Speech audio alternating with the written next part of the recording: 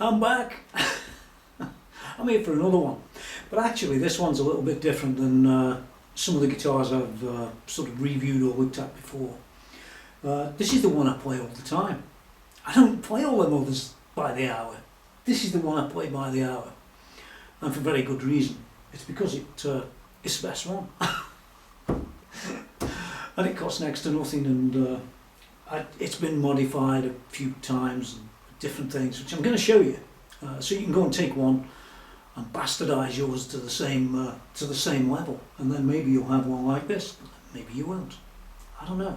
I've used this one so many times. It's covered in crap. I mean, I just fetched it from out the studio, and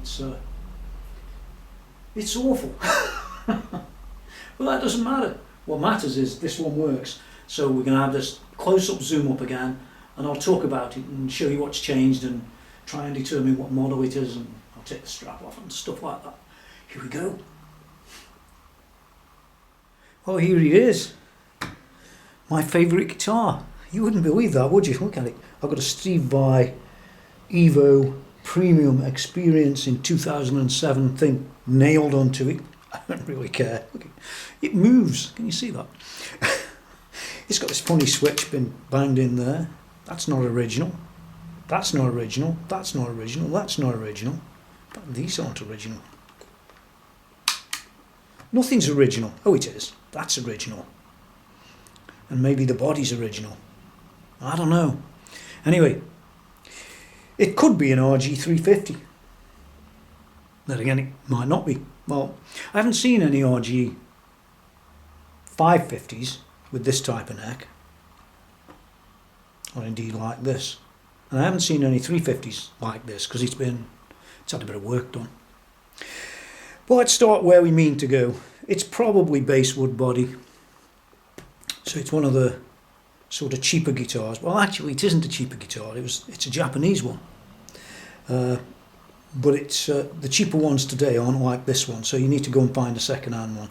This one's had a bit of knocking, which you'll get to see as we go round it. Some down here, some on here, some here. Who cares?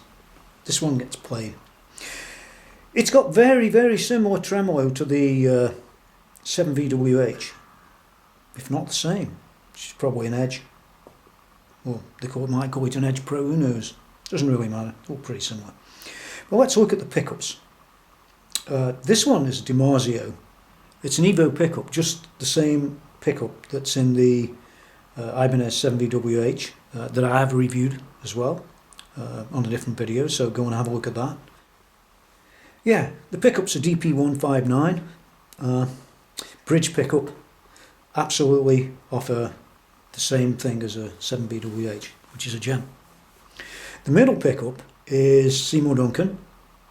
To be fair, I don't really use that pickup much, but just occasionally.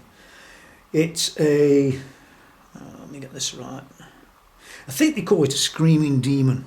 There's nothing screaming about it, and there's no demons in there, so I don't really use that much. Occasionally. This one, well, this is where it gets a bit scary, really. I'm going to give you a little tip about this that not that many guys have actually latched onto. This is a jazz pickup. But I play rock. That's weird. Well, no, it isn't. Because if you use the Seymour Duncan jazz pickup, it has less of an output. And because it has slightly less output, and it's sort of set up for a particular style of music and response, what it does, it gives you a really brilliant tone when you're playing on the neck pickup. Honestly, it's far improved over the other one of these. And you know what them cost. So I bought this one instead, put this in, and like I said, it's a jazz pickup. Consider putting one in on your neck, whether it's a DiMarzio or a Seymour, doesn't really matter, it'll be very similar. Jazz pickup in the neck makes a hell of a difference. Well, we've got the switch here. All that does is take this DiMarzio and split it into a single coil. So I just get a bit of a single coil sound, or something like it. Moving on a bit, nothing else has changed. In fact, this one doesn't have the regular stuff that I'd put inside, you know, for the screening, you know, the copper tape. There's none of that in it. Doesn't need it really, because they're all humbuckers for starters, but it does make a difference. But I didn't do it at the time I had this guitar. Really big fat frets with these sort of lightning type of markers, which I don't believe you do get on a 550. You might get on a 350, I think you do, but I always thought it was a 550, but I could be wrong. It could be a 350. Doesn't really matter. Works brilliantly. Let's move down that way and have a look at the neck. Well, everything's as you'd expect it. It's gone darker down here where it's been played. There isn't that much wear on it really. It looks like it's a rosewood neck, or fingerboard should I say, and it's got the usual locking off at the top. It's very little to talk about, except the action's quite low. You can get it really quite down on these Ibanez guitars. The neck profile also, I'll talk about when we get around the back, but it's a great profile.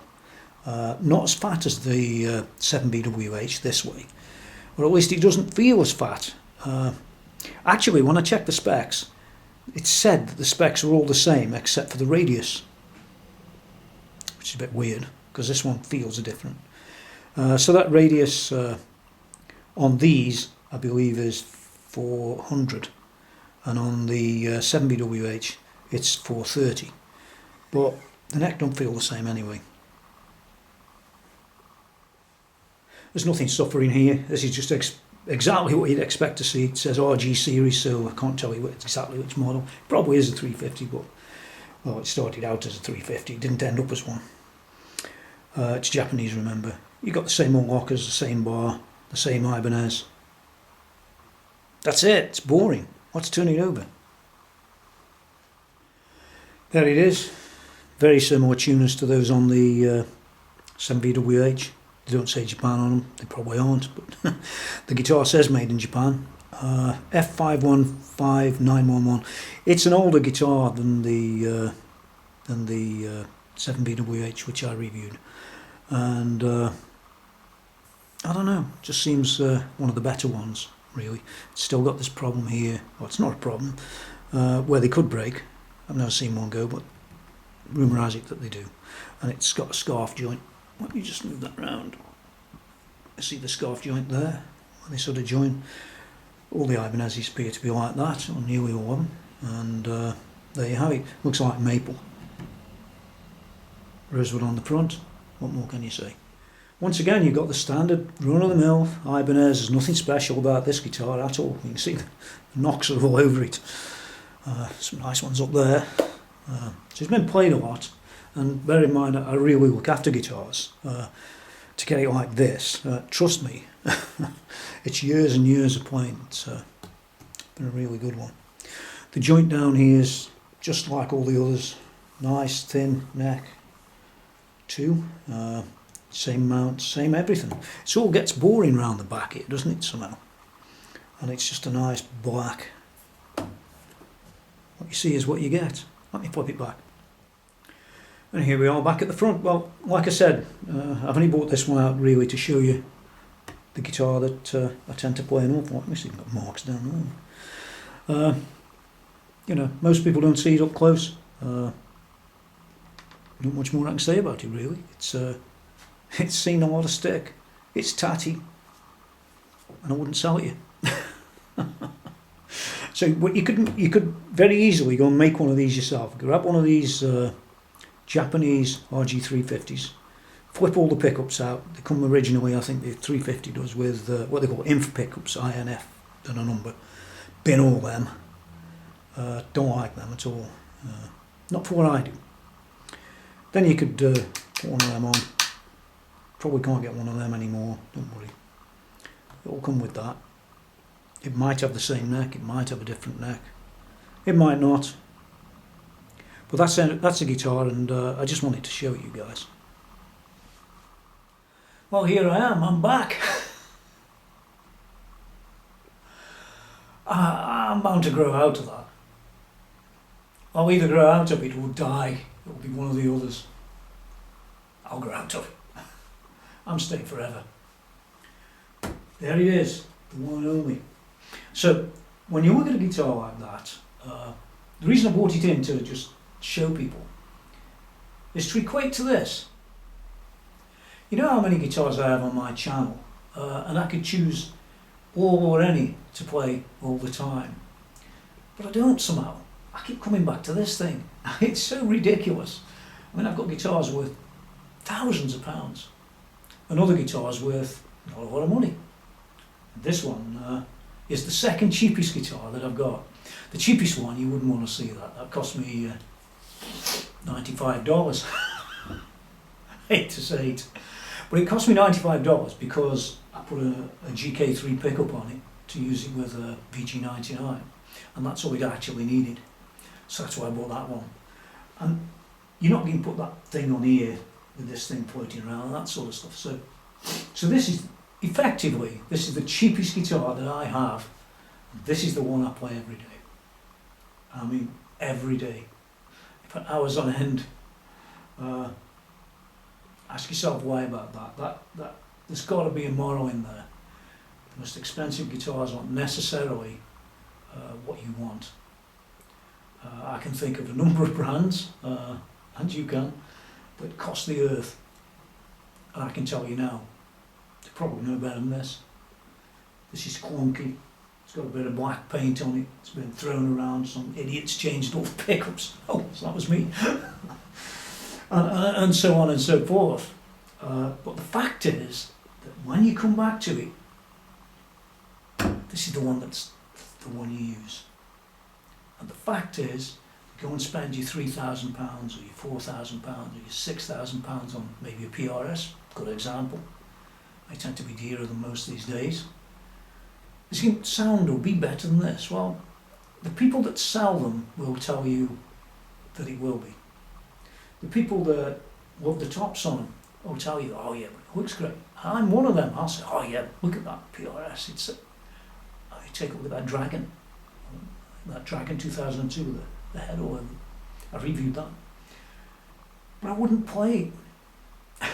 And here lies the difference. You know, PRSs, Gibsons, the rest, Gibsons have come down in price effectively. PRS have gone up in price effectively, unless you buy the cheap shit. Sorry, the cheap ones. Remember, this is Japanese. The Japanese ones are not the cheap ones. They're not the Indonesian ones, they're not the Chinese ones, they're not the Korean ones. If they make them in Korea, who knows? This is a Japanese one from the days when Japanese ones actually were awesome. They still are, but they're far more money now for the top-end Japanese ones. So think carefully about your guitar and what you're going to buy, because you don't necessarily need what you think you need. I've collected guitars as much as played them, really. I love playing them, but I also love collecting them. But the collection guitars are not necessarily the playing guitars. I hope I got something across to you there, because, you know, most of the gunslingers out there, oh yes, it's this, it's that, it's the other. And here I am with a £350 guitar. Okay, let's say £500 by the time you've added the pickups in and messed about. That's $700 or something, I don't know. It's got to be a moral in it. I just wanted to show you that and lead you down the road of frivolousness, the same as I am. That's it for now. I'm not doing any more reviews at the minute. I'm not even going to play this one on this video because it's all over the channel on YouTube, so you can go and watch it yourself.